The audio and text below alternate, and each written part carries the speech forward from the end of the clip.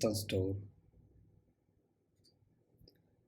An instance store provides a temporary block level storage for your instance. This storage is located on disks that are physically attached to host computer. So this is ideal for temporary storage of information that changes frequently. We can use it for cache memory, buffers, crash data, something you don't wanna store it permanently, and other temporary content. How does it work exactly? So let me draw a diagram so that makes an easy understanding. So if you create an AWS instance, so it's gonna launch somewhere on a physical hardware. So of course it's a virtual instance, but still it has to be on somewhere on some physical storage, right? So I could say the it's a physical server. So if in this physical server you deployed an EC2 machine. So uh, an EC2 machine. So this machine comes with root volume, right? So this machine could have some root volume. So this root volume, it uses EBS. The EBS is nothing but network storage. So you got a EBS over here. So this is a persistence memory. So even if you stop doing your machine, so you're not gonna lose it. So this root volume, so it uses EBS as a root volume. So what is instance store? When you launch an instance, as I said that it's going to launch on a physical server, so that instance storage is nothing but a storage on this physical machine. Okay, on that physical machine itself. That's why we can have easy access to the storage. I mean, easy and faster access. So this is instance storage. So that's why it usually contains the same. Usually uses same physical hardware. That's the reason we got. It is much faster than EBS. So let's say and this instance so comes with limited instances, so it doesn't work with all instances. You can't have it, and you can't extend this storage. If they're given 75 GB, you could have only 75 GB, not less than that, not more than that. So even you can't detach it. In EBS case, you can create an 2 GB EBS volume, for instance. Then you can attach to this an instance. Then you can store some data in it. Then later you can detach it and attach it to a different machine. But when it comes to instance store, it doesn't work that way. And when do you lose your data? So if you reboot your machine, you're not going to lose data in instance store.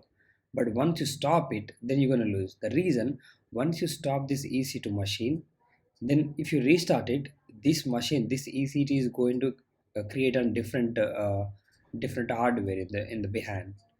So different rack or different physical server. So that's why you're gonna lose this storage if you restart, if you stop it. But if you reboot it, you're gonna have it. Let's see that in action. So I'm just gonna create a machine. So I'm gonna name it as instance storage. So I'm gonna use Ubuntu for this demo.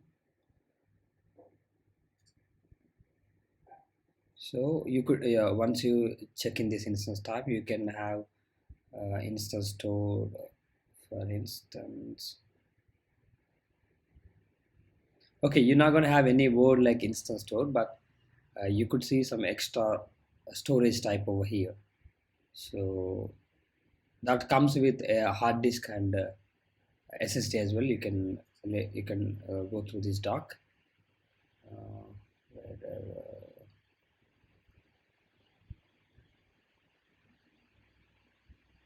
yeah, you could see here hard disk and SSD.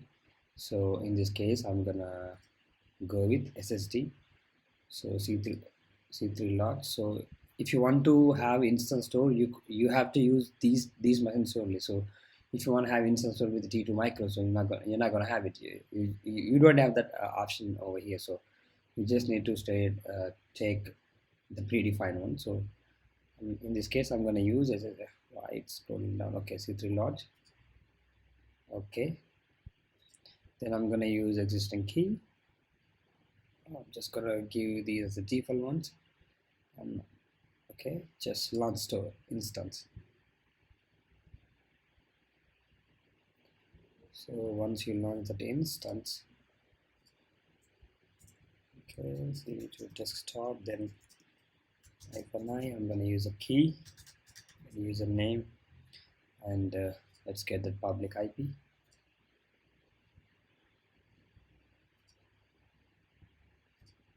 Okay, there you go.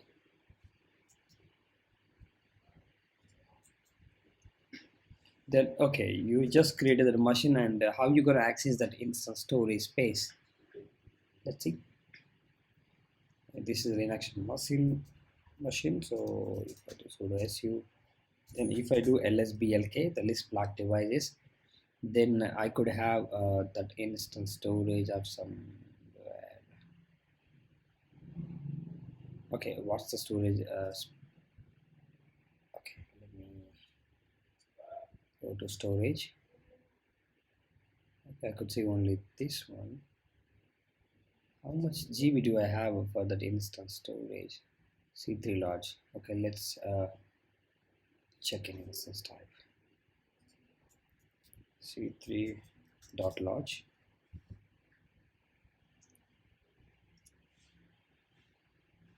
Come on, make it fast.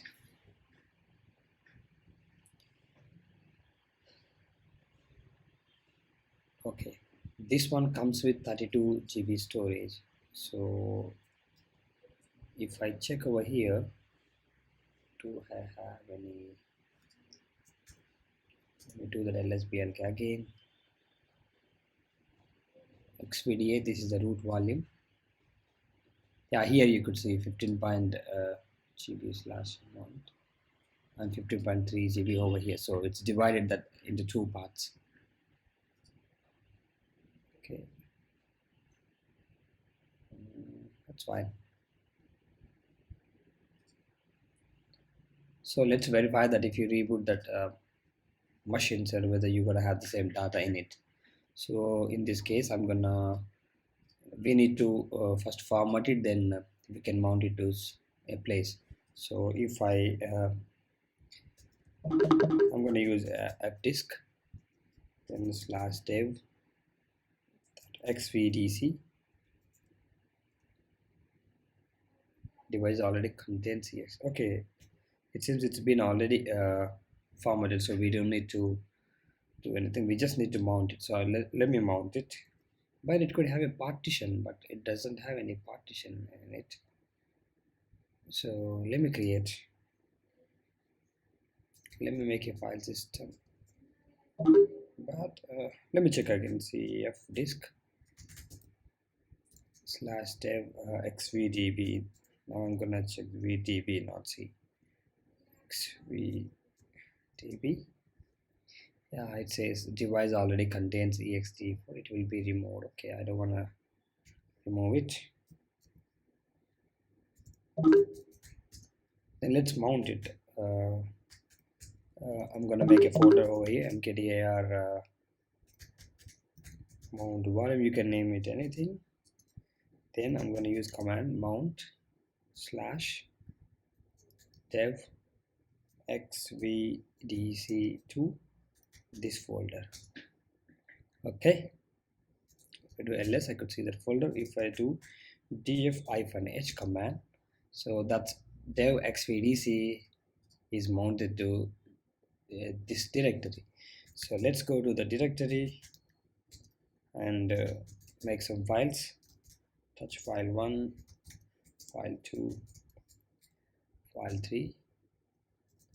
Okay, I do have I just created these three files. So if let's see if I reboot that machine, whether I'm not gonna lose the data. So if you reboot that, you're not gonna lose any data. So let's see. So just rebooted it. So I lost that connection. Let me use Appara to connect again, and we have to wait for a couple of some at least 10 to 20 seconds. So it's gonna restart. Let's see. Even you can check that instant status whether it's been uh, it's been restarted, so you can go to this actions monitor and get instant screenshot. So it shows that login page and where it has at the moment. So let's see. So still rebooting. Okay, let me refresh and check again. Monitor, instant screenshot. Yeah, now you could see the login page over here. So that means instant is up. So of course, when you reboot your machine, you're not gonna have a different public IP. You just gonna have the same public IP. But once you stop it and restart it, then you will get a new public IP. So in this case, I just rebooted it. So okay, just connected to it. It is SU, then do ls over here. So I have that folder mount. If I check df-h, so you don't have that xvdc mounted. So because we didn't store that in fstab, so that's why it's not persistent, but still we do have the data. So let me mount it again with the command mount I earlier used. Okay, now cd to mount volume. If I do ls, now I have the data. Okay, but if I stop and restart this machine, so I'm gonna lose the data. So let's check that in action. So just start the machine, because even in these docs they clearly stated that. So let me check somewhere that, yeah, here, if if an instance reboots intentionally or unintentionally, data in the instance stored persists. However, data in the instance stored is lost under any of the following circumstances. So the backend disk fails or instance, in this case we're going to stop this instance. So if you hibernate, if you, of course, if you terminate, you're going to lose data. So let's see, I just stopped that machine. Now I'm going to restart.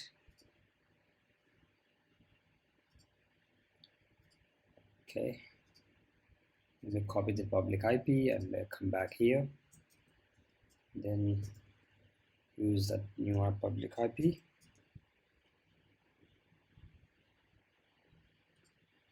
Okay, let me press Ctrl C and connect again. Okay, connection refugee, that means it's still starting.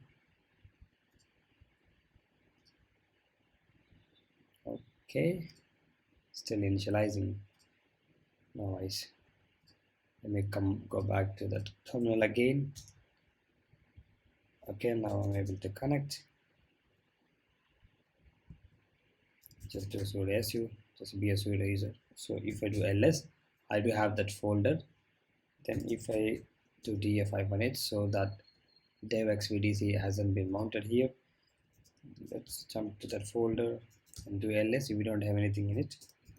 Okay, now if I do lsblk, I'm going to see that block device xvdc. Then I'm going to mount it with the previous command.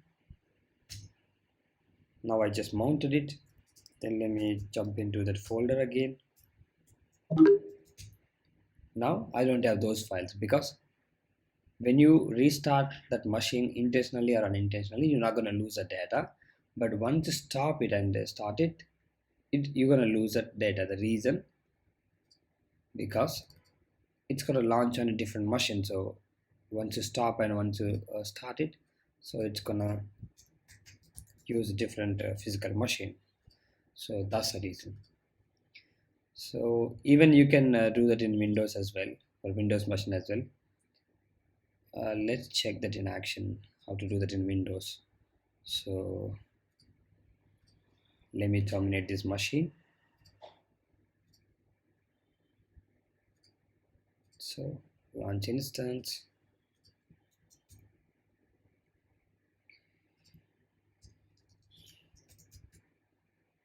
Okay, Windows instance. Okay, let me use a server base, that's fine. T2 micro, it doesn't work, so we need to choose that instance with instance store.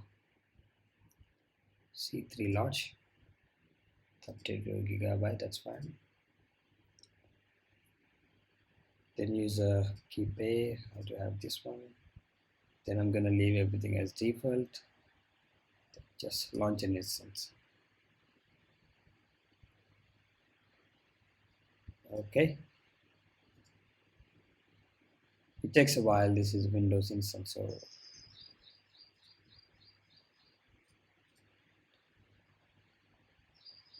meanwhile, I'm gonna go to desktop. Then I'm gonna catch out that key, the private key. So I'm just gonna copy that key. Then come back here, click on connect, RDP client, click on get password. Okay, it says we have to wait for at least 4 minutes. Let's see. Let me refresh it again. Still, we have to wait there because this is the Windows machine. So let me try again. RDP client, get password. Still. Okay, let's wait for a minute and let's see that. Now let's try again. RDP client, get password. Okay, you can browse that file, but in this case I just copy the content, then decrypt the password. And now we have to use that RDP client. Let me switch to the Windows machine. So sorry,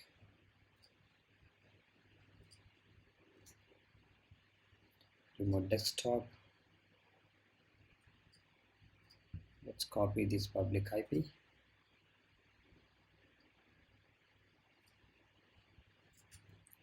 Okay,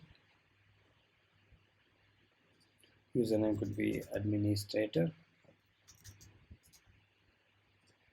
You could go over here, and the password is this one.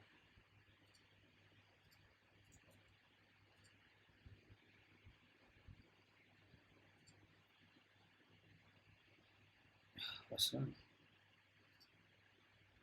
Okay, let's copy this username straight away.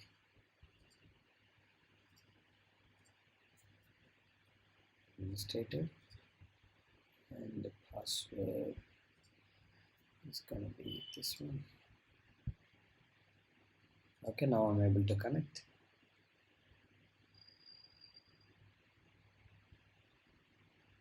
So how you gonna access that instance stored in Windows? So once you connect to that remote machine,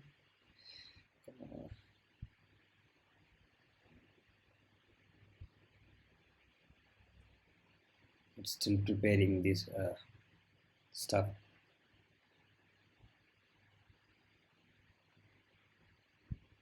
Okay, that's fine. And now look for just type storage in the search bar.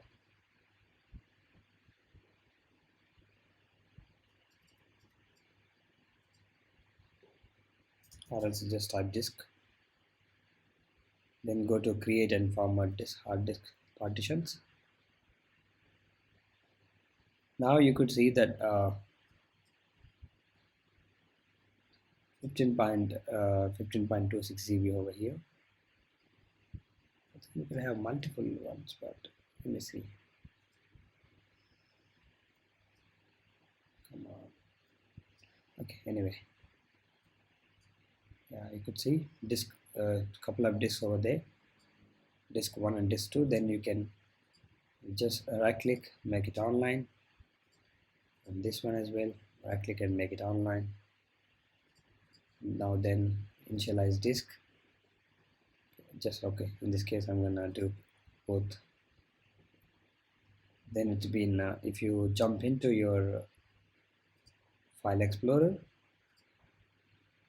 this PC, so you have only C disk. What you can do, right click, new simple volume, next, then you're gonna have that 15 GB. It's fine. Then I'd assign it a D. That's fine. finish it. Now you could see the D. Even you can do with other disk as well, the same way.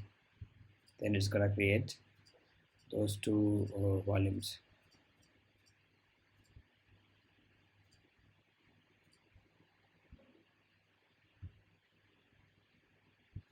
Come on. So it's been created two volumes. So it works the same way as the Linux. So